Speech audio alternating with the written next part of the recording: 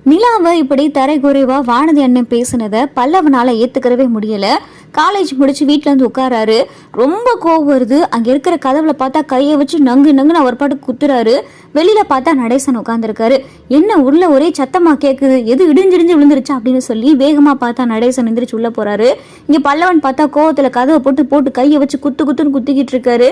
டேய் டேய் என்னடா பண்ணிக்கிட்டு இருக்க, என்ன பண்ணிக்கிட்டு இருக்க அப்படின்னு சொல்லிட்டு நடேசன் பார்த்தா பல்லவனை கேட்கவும், அப்பையும் பார்த்தா நடேசன் சொல்றதே கேட்காம பல்லவன் போட்டு கையை வச்சு அடி அடி நடிக்கவும், டேய் கிறுக்கு இருக்குது பிடிச்சு போயிருக்காடா, என்னடா பண்ணிக்கிட்டு இருக்க அப்படின்னு சொல்லிட்டு நடேசன் கேட்கவும், யோ போயா, உன்கிட்ட என்ன சொல்லியும் பிரயோஜனம் கிடையாது, உன்கிட்ட சொல்றதுக்கு சொல்லாமே இருக்கலாம், என்னையா வேணும் உனக்குப்பா, வெளியே தானே உட்காந்துருந்தேன் போயா அப்படின்னு சொல்லிட்டு பல்லவன் சொல்லவும், இங்க பாருடா மரியாதை கொடுத்து பேசு, உன்கிட்ட நான் என்னன்னு தானே கேட்டேன், அதுக்கு நீ எப்படி பேசுற அப்படின்னு சொல்லி நடேசன் கேட்டதும், ஆமாயா உன்கிட்ட சொல்லி என்னையா பிரயோஜனம், இந்த வீட்டுக்கு பேருக்கு தானே பெரிய மனுஷன் இருக்க, ஆனா இந்த வீட்டுக்கு வந்த ஒரு பொண்ணுக்கு ஒவ்வொருத்தனும் அவ்வளவு கேவலமான வார்த்தையை வச்சு அவ்வளவு காயப்படுத்துற மாதிரி பேசுறா, ஆனா அதெல்லாம் கேட்டுட்டு செவனன் தானே இருக்க வேண்டியது இருக்கு, நீ ஏதாவது போய் கேட்குறியாயா அப்படின்னு சொல்லிட்டு பல்லவன் சொன்னதும், யாருடா யாருக்கு என்ன ஆச்சு அப்படின்னு சொல்லிட்டு நடேசன் கேட்கவும், போயா போ அப்படின்னு சொல்லி இங்க பார்த்தா பல்லவன் போய் உட்காரவும், இங்க பாருடா என்னன்னு கேட்கறேல சொல்லு அப்படின்னு சொல்லி நடேசன் கேட்டதும் அப்பதான் பல்லவன், இன்னைக்கு நிலா அண்ணிய அந்த வானதியோடைய அண்ணன் எவ்வளவு தப்பு தப்பா பேசுனான்னு தெரியுமா,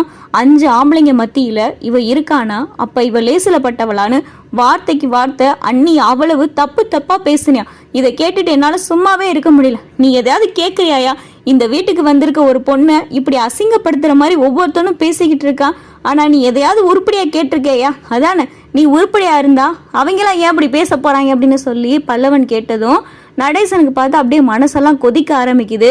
யாரு அந்த வானதியோட அண்ணே அன்னைக்கு வந்தானே இந்த 1.5 கண்ணே அவன் தானே அப்படின்னு சொல்லிட்டு நடேசன் கேட்டதும், ஆமாயா அவன் தான் பேசுனேன் அப்படின்னு சொல்லி பல்லவன் பார்த்தா கோவத்திலே உட்கார்ந்துருக்காரு. விறுவிறுன்னு பார்த்தா இங்க நடேசன் கிளம்புறாரு சைக்கிள் எடுத்து. இங்க பல்லவன் பாக்குறாரு, இந்த ஆளுக்கு ரோசேசோ எதுவும் வந்து அவனை போய் தட்டி கேட்க போறாரா என்ன அப்படின்னு சொல்லி பல்லவன் நினைச்சுக்கிட்டு இருக்காரு. இங்க கடத்தெருல போய் டீயை குடிச்சுக்கிட்டே நடேசன் உட்கார்ந்துருக்காரு. அந்த வழியா தான் பார்த்தா வானதியோட அண்ணன் பைக்ல வரவும் இங்க நடேசன் பார்த்தா வழியை மறைக்கிறாரு. யோ பெருசு என்னையா என்ன எதுக்கு இப்ப வழி மறைக்கிற அப்படின்னு சொல்லி வானதியோட அண்ணன் கேட்டதும், வண்டியில இருந்து கீழே இறங்கடா அப்படின்னு சொல்லி நடேசன் சொல்றாரு. எதுக்கியா என்னப்ப என்கிட்ட நீ வாங்கி கட்டிக்கிறணுமா அப்படின்னு சொல்லிட்டு வானதியோட அண்ணன் சொன்னதும், அதை யாரு வாங்கி கட்டுறான்னு இப்ப பாக்கலாம், கீழே இறங்கடா அப்படின்னு சொல்லி நடேசன் சொன்னதும் இங்க வானதியோட அண்ணன் பார்த்தா கீழே இறங்குறாரு. என்னையா பிரச்சனை போனக்கு, எதுக்கு இப்ப வழி மறைக்கிற அப்படின்னு சொல்லி வானதியோட அண்ணன் கேட்கவும், ஆமா என் மருமகளை நீ என்னமோ கேட்டியாமே அப்படின்னு சொல்லிட்டு நடேசன் கேட்டதும், ஆமா கேட்டேன், அதுக்கு என்ன அப்பா அப்படின்னு சொல்லி வானதி அண்ணன் கேட்கவும், எங்க என் மருமகளை கேட்டதெல்லாம் திரும்ப இப்ப என்னைய பார்த்து கேளு அப்படின்னு சொல்லிட்டு நடேசன் சொன்னதும், என்னையா அப்பா உனக்கு பிரச்சனை, உன் மருமகளை தப்பா பேசுனதுனால என்னை வந்து தட்டி கேட்க வந்திருக்கியோ அப்படின்னு சொல்லி வானதி அண்ணன் கேட்டதும், ஆமா தட்டி கேட்கத்தான் வந்திருக்கேன், என் மருமகளை பேசின வாயை உடைச்சு பல்லெல்லாம் கையில தட்டி கொடுக்கலான்னு வந்திருக்கேன், என்னடா பண்ணுவ அப்படின்னு சொல்லி நடேசன் பேசுனதும், யோ பெருசு போயிரு, அடிச்சனா செத்துத்து போயிருவ, என்கிட்ட வந்து ஏன் பல்ல தட்டி கொடுக்க போறியா, வயசுக்கு மரியாதை கொடுத்து பேசிக்கிட்டு இருக்கேன், இல்லைன்னா அசிங்கமாயிரும் அப்படின்னு சொல்லி இங்க வானதியோட அண்ணன் பேசுனதும், எங்க அர்ரா பார்க்கலாம் அப்படின்னு சொல்லி நடேசன் சொன்னதும் இங்க பார்த்தா வானதியோட அண்ணனும் சட்டையை பிடிக்க ஆரம்பிக்கவும், ஏன் சட்டை மேலேயே கை வைக்கிறியாடா அப்படின்னு சொல்லி இங்க பார்த்தா நடேசன் வானதியோட அண்ணனை போட்டு அடி அடின்னு அடிக்க ஆரம்பிச்சிடாரு. கூடவே பார்த்தா இங்க வானதியோட அண்ணன் கூட வந்திருக்கிற 4-5 தடிமாடுகள் பார்த்தா வேகமா நடேசன் மேல கை வைக்கவும், நடேசன் இடுப்புல சொருகி வச்சிருந்த கத்தி எடுக்க ஆரம்பிக்கிறாரு. கத்தியை பார்த்ததும் பார்த்தா எல்லாரும் தள்ளி போயிடறாங்க.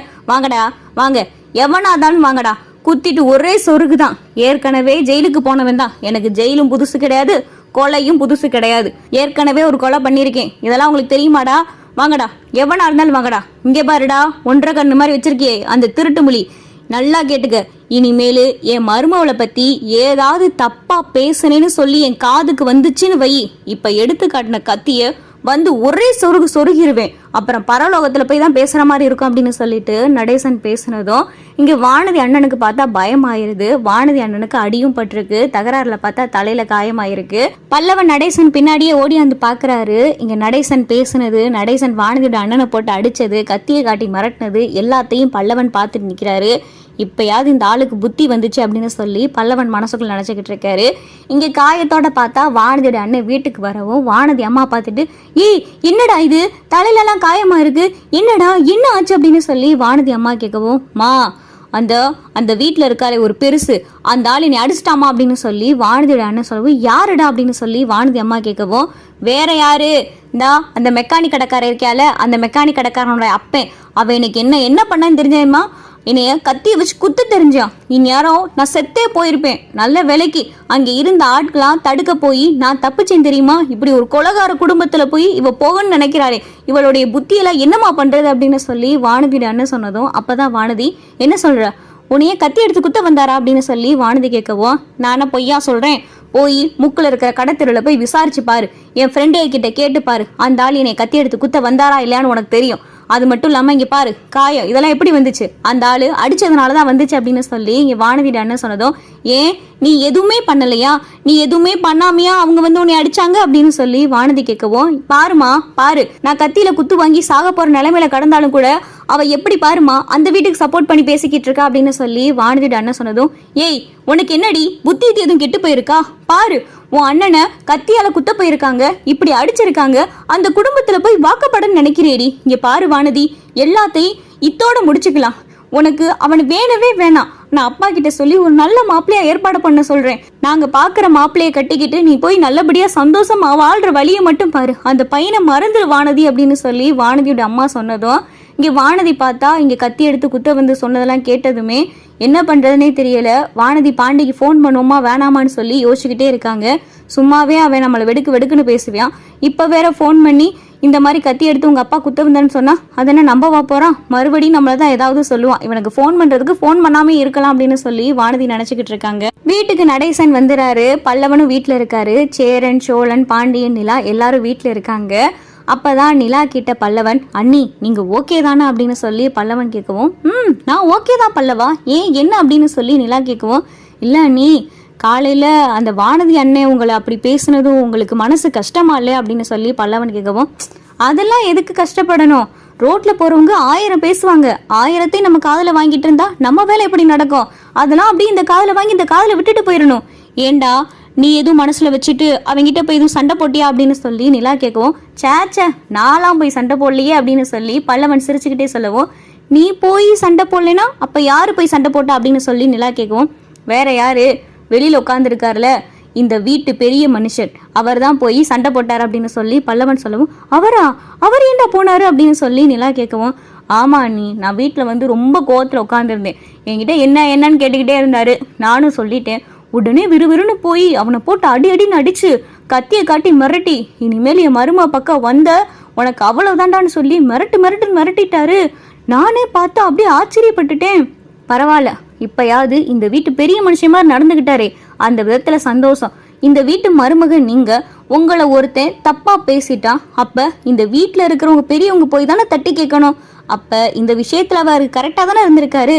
ஏதோ சில நேரத்துல ஏடா குடமா பண்ணாலும் இந்த மாதிரி சில நேரத்துல நல்ல விஷயங்கள் பண்ணத்தான் செய்யறாரு அப்படின்னு சொல்லி பல்லவன் பேசினதும், பரவாயில்லையே பல்லவா, என்னையே ஒருத்தன் தப்பா பேசினான்னு தெரிஞ்சு அவனை போய் இவர் தட்டி கேட்டதுனால நீ அவரை பத்தி நல்ல விதமா பேசுற பாரு, பரவாயில்ல, ஏதோ அவரை கொஞ்சம் கொஞ்சமா புரிஞ்சுக்கிறீ, அதுவே போதும்.